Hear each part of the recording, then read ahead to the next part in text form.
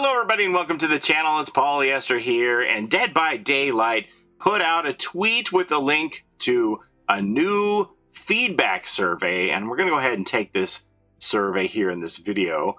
The Dead by Daylight team would like your feedback on improvements to the perks descriptions. We encourage you to be as honest as possible. The information and answers provided will be anonymous. Well, mine aren't going to be anonymous because I'm going to do them all right here in front of you. So we're going to click this link to access the survey here. And, you know, I don't expect any of you to necessarily agree with me and use my own opinion as yours. In fact, I would love to hear anything that you think as we go through this based on how I answer it, how you would have answered it. I would love to hear from you. All right, so here we go. Thank you for taking the time to give your feedback on Dead by Daylight. The purpose of this survey is to investigate potential improvements to the perks descriptions. It should take approximately 10 minutes to complete. Bet. Let's see how long this video is. Your responses help to continue to improve the game. By clicking next, you acknowledge that the information and answers provided through this survey will not be shared with any third party and will not be used for other purposes other than survey analysis in compliance with behavior's privacy policy. That's on them. I can share it however I like, but they mean they're not going to share my info. Here we go, the Dead by Daylight development team. Next, how would you describe your experience level with Dead by Daylight? Well, I've been playing since, launch of 2016, so I guess I would have to click veteran on this. Which role do you play most? I would say I mostly play survivor. I do do all of my challenges on the Rift. I make sure that I do play killer to complete challenges and stuff, but I'm mostly playing survivor. So I don't know, it should be almost always or mostly. I'm going to go with almost always. Click that one here. Which platforms do you play on? Well, I play on PC. I also have it on mobile. My son has it on Switch, so we'll click all of those. In a typical week, how often have you played Dead by Daylight in the past 3 months? Well, it's almost every day. So, I would say it's like 5 days a week. So I'm going to go with a few times a week on that one. In which of the following languages do you play? So we're going to go with English. How would you rate your level of English at reading text? I would say I'm a master in my knowledge of the English language, I guess. At understanding audio. All right. And at expressing your thoughts orally with accuracy. Am I doing a good job so far, everybody? Am I expressing my thoughts clearly to you in English? All right, so here we go. Next, please read the following perk. Hasten Healing, very rare Roland Collins perk. Now, is this just a made-up name that they're submitting in here, or is this a sneak peek at upcoming content? Not too sure. The swiftness of your treatment is tiring. When healing another survivor, press E to gain 50% healing speed for 5 seconds and become exhausted for 40 seconds. Hold still. This is difficult enough as it is. Roland Collins. Detailed information. Exhausted means it's a debuff. The survivor cannot perform physically demanding feats. Exhaustion is removed over time except when running. Healing mechanic. A survivor can heal another survivor with perks or items. A survivor can heal themselves. So I guess the detailed information is the new stuff that they want to know what we think about that, because the part on the left with the flavor text for hasten healing, that's what you would normally see. This detailed information is the new stuff, and I guess they want to know what we think about this. How easy or difficult is it to understand the perk in the image above? I would say, especially given the detailed information, that makes it quite simple to understand. If you aren't sure what these highlighted words, healing and exhausted, are, they have given you the detailed information to further describe exhaustion and healing. So I'd say that makes it very easy. I don't know. To what extent did the organization of the information help your understanding of the perk? I think it makes it pretty clear. Extremely. Did you use the detailed information to help you understand the perk? I would have to say no, because I already had kind of a knowledge about what the information on this side would mean. I don't think I needed this to tell me that exhaustion was going to be a debuff and that, I would continue to be exhausted if I was running and I needed to slow down to remove exhaustion. pretty familiar with that concept, so I don't think it helped me understand it. Next, please read the following perk. Electrophobia, very rare, the not Jake perk. Okay. Your generators become an object of fear. When a survivor completes a generator, they have 5% hindered for 12 seconds.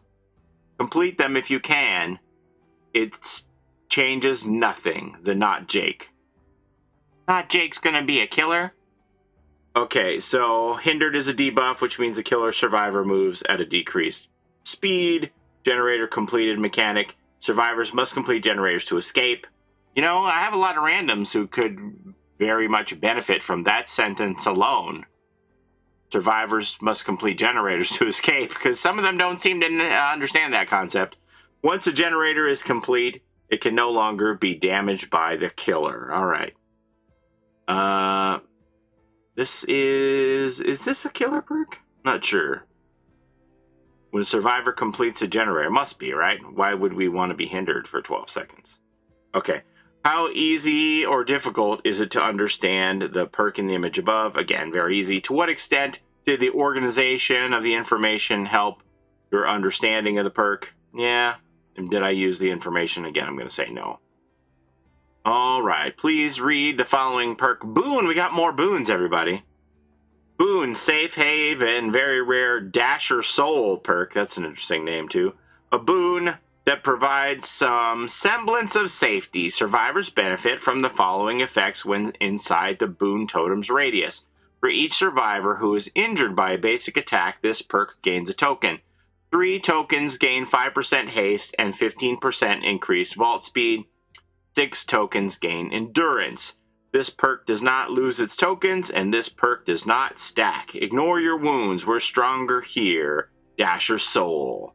All right, now this has a lot of detailed information on it. The haste is a buff. The killer or survivor moves at an increased speed.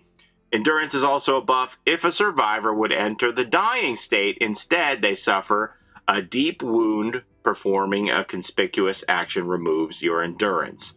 Boon Totem. This is the mechanic. A fiery blue totem. Press E to bless a dull totem, applying your boon. All survivors benefit from the perk when within 24 meters of the boon totem, and the boon totem can be removed by the killer. Basic attack mechanic. The short or medium range melee attack that every killer has, because it says here for each survivor who's injured by basic attack. And then vault. The killer or survivor can vault through a window. A survivor can also vault over pallets and perform fast vault while running. All right, so I would say also, again, it made it very easy and extremely, the information helped my understanding extremely. I could see how this could be something that they're looking to do for new players to explain like what Boon Totem is. So I can see how there would be value in this. You can see where they're going with this. Please read the following perk. The Harming Hands. Well, we got Helping Hands, we got Harming Hands. So here we go. Harming Hands, very rare, the snail perk. Your close relationship with the entity bends the obsession to your will. The obsession heals someone at least 32 meters away. The healed survivor is exposed. Wow. Healed survivor heals someone or put in the dying state. They are no longer exposed. Wait a minute. If the obsession heals someone at least 32 meters away, the healed survivor is exposed. A healed survivor heals someone or put in the dying state, they are no longer exposed. Okay. All right. So if I'm exposed, then I can become unexposed by healing someone else. 40-second cooldown. You work for me now. Go give them a false sense of hope. The snail. What is this? The snail killer here. Detailed information. Exposed is a debuff. The survivor is vulnerable and can be downed with a single basic attack, even if they're healthy. The obsession is a mechanic where the killer becomes obsessed with one random survivor. Perks interact with the obsession in special ways. Healing is a mechanic where a survivor can heal another survivor. With perks or items, a survivor can heal themselves. And the dying state mechanic, a survivor who has been downed by the killer. The dying survivor can be picked up and then hooked by the killer. All right, I see where they're going with this. I wonder, are there going to be people who don't like this? I don't know. Let's see. Where are we going with this? Here we go. Another one. Wait a minute. Please read the following perks. I've seen these, though, right? Well, oh, we have a change here? Is there a difference between these two? What is happening? Okay. So we have Safe Haven twice. So it looks like the difference between A and B. Look, it's like we're at the optometrist. Which one do you see better? With A? With B? 1, 2. 1, 2. All right. So they've changed the part on the left here. A boon provides some semblance of safety inside the boon totem's radius when a survivor is injured. Okay, so what is the difference in this? B says all survivors benefit from the following effects when inside the boon totem's radius. Wait, we have a C? What is C? Holy, we gotta look at this and see what the differences are here. Okay, so this part says, hey, Safe Haven does not lose its tokens. When snuffed, survivors can only be affected by one instance of Safe Haven at a time. And this simply says it doesn't lose tokens and it doesn't stack. I see. So this one has the most information on it. Oh, and we have a D. How many of these? Wow. Please rank the following description formats from easiest to read to the most difficult to read. Interesting. So I think everything on the right looks to be the same between all of these. Well, personally, I think more information is better. So I kind of like the one that has everything, is B. So easiest to read. So I like B. So we're going to go with 1 on that one. And which one's the most streamlined here? Is D? Looks like D has the least amount of information on it. I'm going to go 4th for D. Then that just leaves B and C, or A and C here. So what's the difference between A and C? This part that says survivors benefit from the following effects. Yeah, I like that it spells out that survivors benefit from the following effects when inside the boon totem's radius. I think that's important. So we're going to put 2, and then, did I do that right? Then A is 3. Let me see, did I do that right? Yeah, I like that order. Boom. What else? That's it! We did it, gang! All right. Okay, so that's the survey there. So obviously it looks like they're trying to clean up all of the flavor text on perks and try and uncomplicate what things do so people can read it and understand it and not be guessing or not having very little understanding for how this stuff works. So that's an interesting survey. I think maybe one of the more interesting parts of this feedback survey is those little things like Roland Collins or the snail. The snail is going to be your new killer, everybody. Yeah, that's right. The snail is coming out at the end of the month. This is what they look like. You heard it here first. The snail. All right, so let me know, what did you think about this? I didn't know what this survey was about. I just saw some people say that they thought this survey was super unnecessary. I don't know. It does seem like an odd thing for them to ask our opinion on instead of just going forward with whatever they think. I don't know. There are people out there who are going to say the perk descriptions are too wordy and unnecessary. I think they should just go with as much information as possible to help people understand it. So, but I don't know. What do you think? Do you think the game's fine the way it is? We don't need all this extra description. I mean, you see a lot of things in games where you're like, what is that for debuff or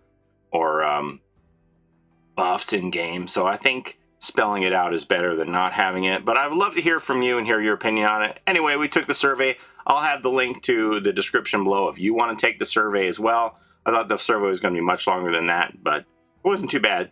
That's all I have to show you today. Thank you so very much for watching. As always, I appreciate the time that you spend here with me on my channel. Don't forget to like, comment, and subscribe. It helps the channel out a ton, and I would really appreciate it. Don't forget to take care of each other in and out of the fog, and we'll see you next time. Have a great day. Bye-bye. It's a Gen Rush life for us. It's a Gen Rush life for us. Set a hiding, we do gens. Set a randoms, we got friends. It's a Gen Rush life